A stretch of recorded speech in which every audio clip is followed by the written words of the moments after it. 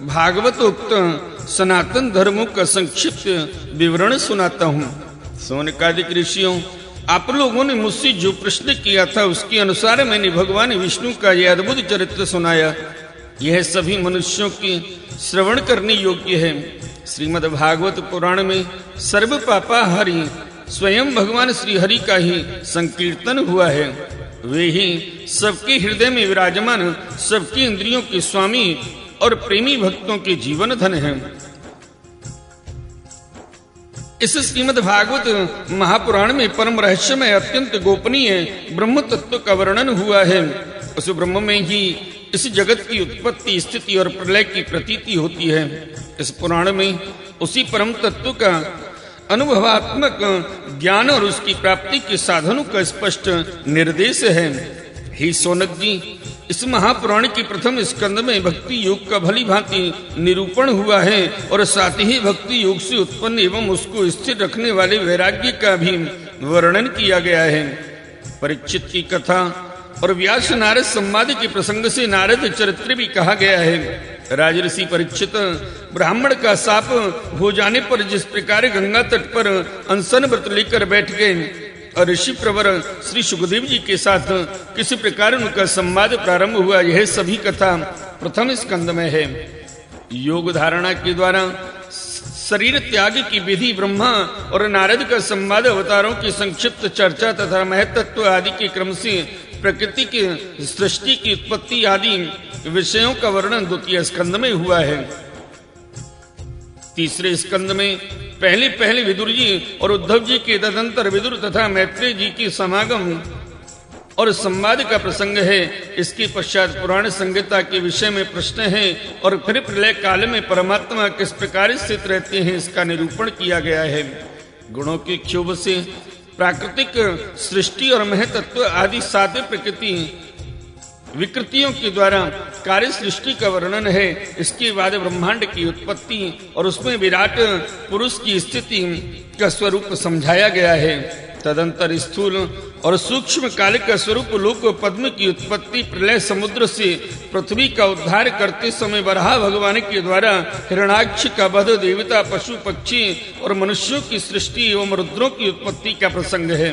इसके पश्चात उस अर्धनारी नर के स्वरूप का विवेचन है, जिससे स्वयंभू मनु और स्त्रियों की अत्यंत उत्तम आध्या प्रकृति शत्रुपा का जन्म हुआ था।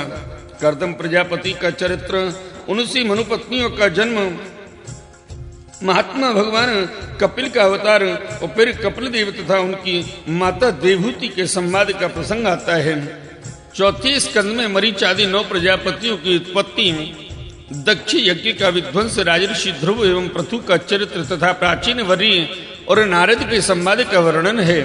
पांचवें स्कंद में प्रियव्रत का उपाख्यान, नाभि, ऋषभ और भरत की चरित्र, दीप, वर्ष, समुद्र, पर्वत और नदियों का वर्णन, ज्योतिष चक्र के विस्तार एवं पाताल तथा नरकों की स्थिति का निरूपण हुआ है।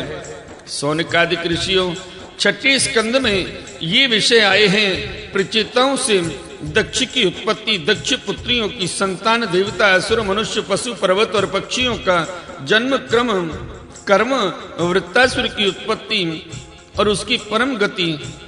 अब 7वें स्कंद के विषय बतलाए जाते हैं। इस स्कंद में मुख्यतः दैत्यराज हिरण्यकश्यप और हिरण्याक्ष की जन्म, कर्म एवं दैत्य शिरोमणि महात्मा प्रहलाद की उत्कृष्ट चरित्र का निरूपण है।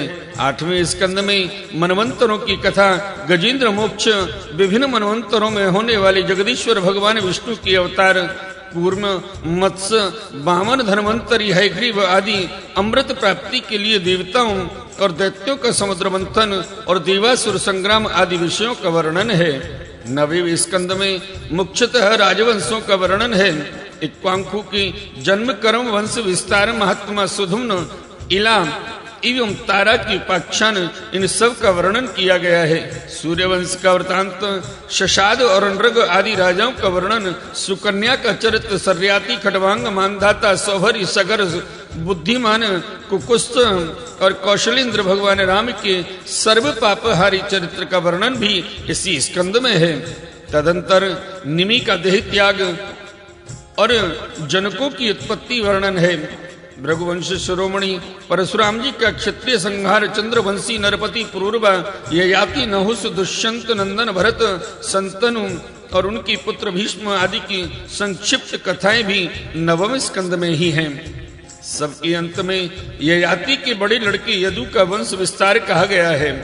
हे शौनकादिक ऋषियों, इसी वंश में जगतपति भगवान श्री कृष्ण ने अवतार ग्रहण किया था। उन्होंने अनेक असुरों का संहार किया। उनकी लीलाएं इतनी हैं कि कोई पार नहीं पा सकता। फिर भी दसम स्कंद में उनका कुछ कीर्तन किया गया है।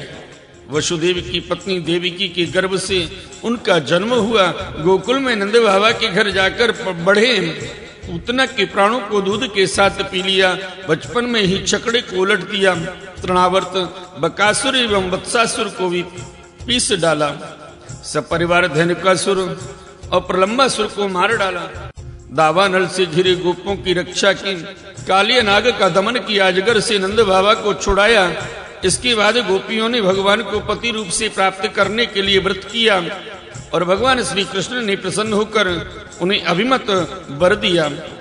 भगवान ने यज्ञ पत्नियों पर कृपा की। उनके पतियों ब्राह्मणों को बड़ा पश्चाताप हुआ। गोवर्धन धारण की लीला करने पर इंद्र और कामोधेन ने आकर भगवान का यज्ञाभिषेक किया।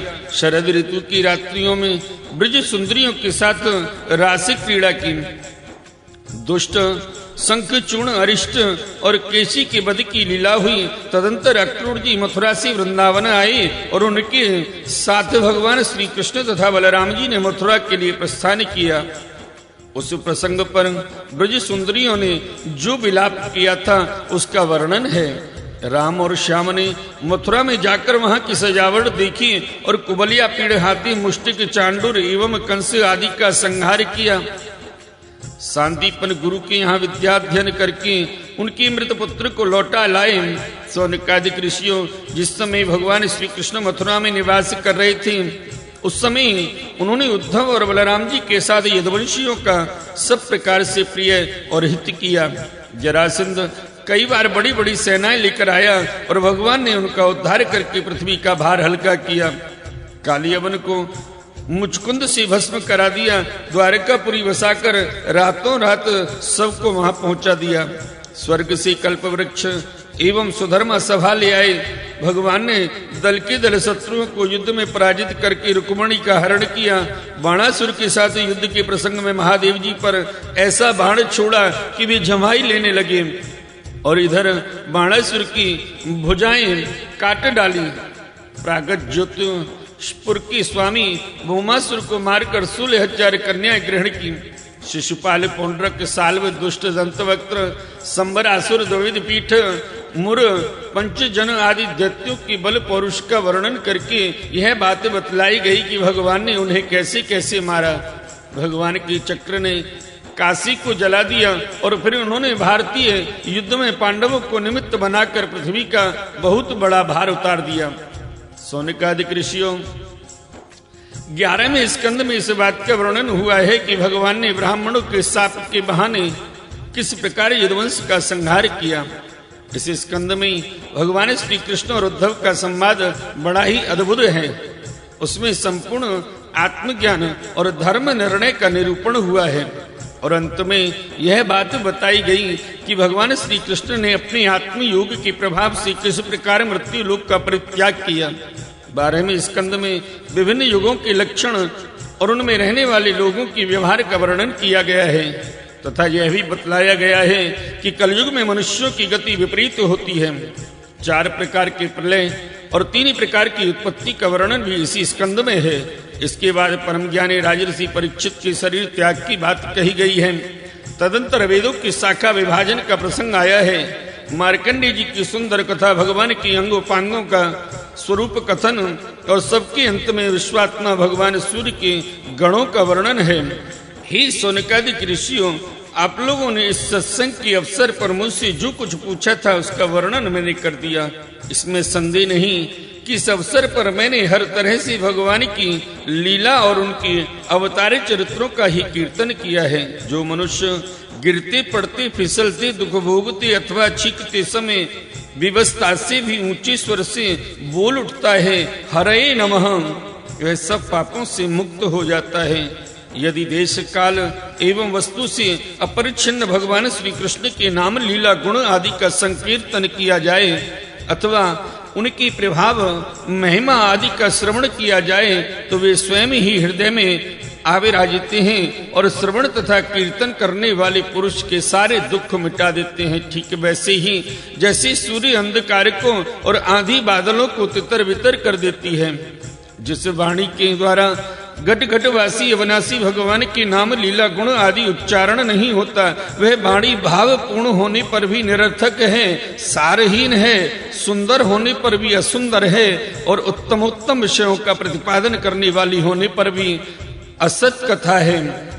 जो वाणी और वचन भगवान के गुणों से परिपूर्ण रहते हैं वे ही परम पावन हैं, वे ही मंगलमय हैं और वे ही परम सत्य हैं। जिस वचन के द्वारा भगवान की परम